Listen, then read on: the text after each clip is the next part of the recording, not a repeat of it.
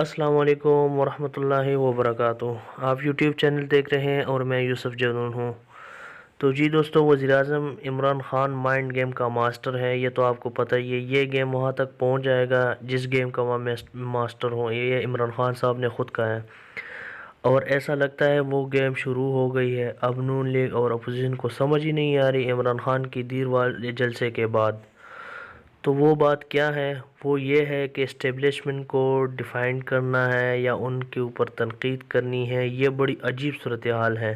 میں آپ کو بتاتا ہوں ہوا کیا ہے، لیکن پہلے آپ دیر جلسے کے مناظر دیکھ لیں۔ یہ عمران خان صاحب نے جلسہ کیا ہے، تاریخی نوعیت کا جلسہ ہے، بہت بڑا جلسہ ہے، بڑے تعداد میں اس میں لوگوں نے شرکت کی ہے۔ ایسا بڑا جلسہ دیر کے ماضی میں کبھی بھی نہیں ہوا۔ تو عمران خان صاحب جہاں پہ بھی جلسہ کرنے جا رہے ہیں وہاں پہ عمران خان کو لوگ رسپونڈ کر رہے ہیں۔ انہوں نے میلسی میں جلسہ کیا، بہت ہی تعداد میں لوگ آئے اور وہ لوگ رسپونڈ کرتے تھے۔ جب عمران خان صاحب بات کرتے تھے تو وہ لوگ آگے سے ریئیکٹ کرتے تھے، تو بڑا چار قسم کا کراؤڈ تھا۔ پھر انہوں نے ایک اور جلسہ کیا لوئر دیر میں، یہ بھی بہت بڑا شاندار تھا۔ اب ڈی چوک میں جلسہ کرنے جا رہے ہیں، ایک ایسا جلسہ جو اس دن ہوگا، جو ایک دن پہلے آئے گا تحریک عدم اعتماد سے۔ اگر جمعے والے دن، میرے اندازے کے مطابق 18 تاریخ جمعے والے دن میں تحریک عدم اعتماد پیش کیے جائیں گے، اور ووٹنگ جو ڈیٹ ہوگا وہ 18 مارچ ہو سکتا ہے۔ 18 مارچ کو اگر عدم اعتماد ووٹنگ ہوتی ہے تو پھر 17 مارچ کو یعنی جمعرات کے دن، بہت ممکن ہے جمعرات کے دن پاکستان تحریک انصاف ڈی چوک کے اوپر ایک بڑا جلسہ کریں۔ اور اس کے لیے پاکستان تحریک انصاف تیاریاں کر رہی ہیں۔ وہ یہ کہتی ہے کہ وہ تاریخ کا سب سے بڑا جلسہ کرنے جا رہے ہیں۔ اس سے بڑا جلسہ اسلام آباد کی تاریخ میں اس سے پہلے نہیں ہوا ہوگا، یہ ان کا دعویٰ ہے۔ ابھی تو انہوں نے بڑے جلسے کیے، لیکن دیکھتے ہیں کہ اس کے بعد وہ کیا کرتے ہیں۔ تو پبلک عمران خان کے ساتھ آج بھی کڑی ہے۔ اگر کوئی شک تھا تو وہ گزشتہ چند دنوں میں نکل گیا ہے۔ اپوزیشن کو حیرت یہ ہوئی ہے کہ عمران خان کس راستے پہ چل پڑے ہیں۔ ہم تو تحریک عدم اعتماد لے کر آئے ہیں، آؤ بیٹھو اسمبلی کے اندر بیٹھ کر ووٹنگ کرواؤ، ناکام ہوتے ہو تو باہر جاؤ، کامیاب ہوتے ہو تو بیٹھے رہو۔ اپوزیشن اس بات کو ایسے دیکھ رہی تھی، لیکن ان کو اندازہ ہی نہیں تھا کہ عمران خان صاحب آ جائیں گے میدان میں، اور ان کو یہ بھی اندازہ نہیں تھا کہ یہ پبلک ان کو دوبارہ رسپونڈ کرے گی، اسی طریقے سے ان کو جواب دے گی۔ انہوں نے کیا کیا؟ انہوں نے پہلے پیٹرول اور ڈیزل کی قیمتیں کم کی، ساتھ ہی ساتھ انہوں نے بجلی کی قیمتیں کم کی، اور وہ پبلک میں نکل آئے اور انہوں نے کہا جناب میں ادھر آ گیا ہوں پبلک کے بیچ میں، اب ان کو جواب دیں گے۔ انہوں نے اسی معاملے کو بھی پبلک کا ایشو اور اس طریقے سے رکھ دیے ہیں۔ یعنی عمران خان صاحب اپنے میدان کے اندر گیر گار کر اپوزیشن کو لے آیا۔ کل کے جلسے میں ان دو جملوں کے اوپر ساری بات چیت ہوئی۔ جلسے میں انہوں نے بہت کچھ کہا، سارے چور اکٹھے ہو گئے میرے خلاف، 3 چوہوں میرا شکار کرنے کے لیے نکلے ہیں، میں ان کا شکار کروں گا، بہت کچھ انہوں نے کہا۔ اس کے جواب میں مولانا فضل الرحمان صاحب نے کہا کہ ان کو پٹا ڈالا جائے گلے میں، ان کو یہ کیا جائے وہ کیا جائے، وہ بھی بڑی سخت زبان استعمال کرتے رہے۔ تو عمران خان کی زبان کے مقابلے میں اپوزیشن کی زبان، یہ دونوں بہت سخت زبان کی ایک دوسرے پر استعمال کر رہے ہیں۔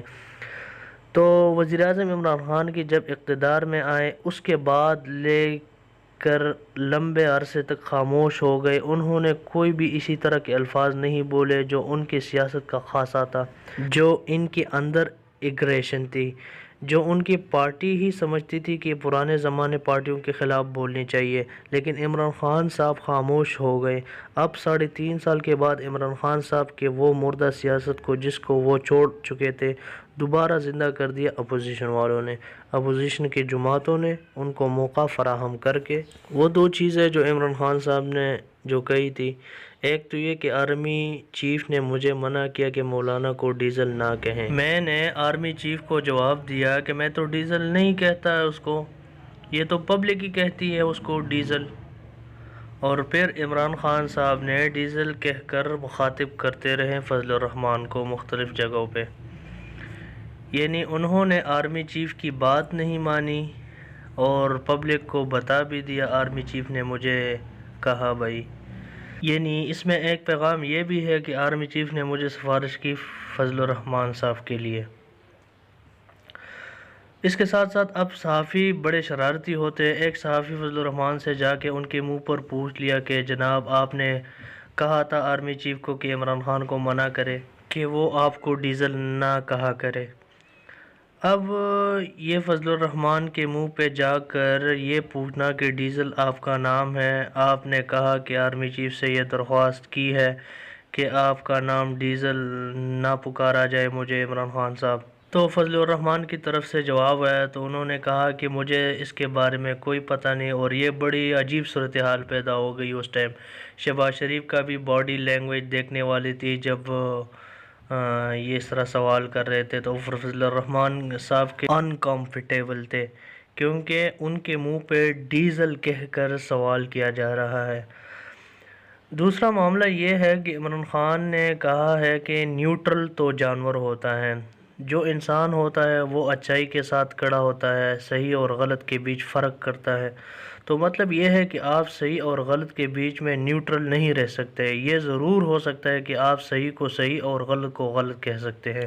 عمران خان صاحب کے آپ نے ماضی میں بھی تقریریں سنی ہوگی، ماضی میں یہ بہت بڑی دیر سے نیوٹرل چیز پر جو ہے نا اس بات پہ بات کرتے ہیں، بڑی دیر سے کرتے ہیں۔ آپ نے پرانی تقریریں سنی ہوگی، جیسے کہ ایک بیان میں عمران خان صاحب کہتا ہے کہ ہرن ہزاروں کے تعداد میں کھڑے ہوتے ہیں اور سارے غیر سیاسی ہوتے ہیں، اس کو کہتے ہیں نیوٹرل۔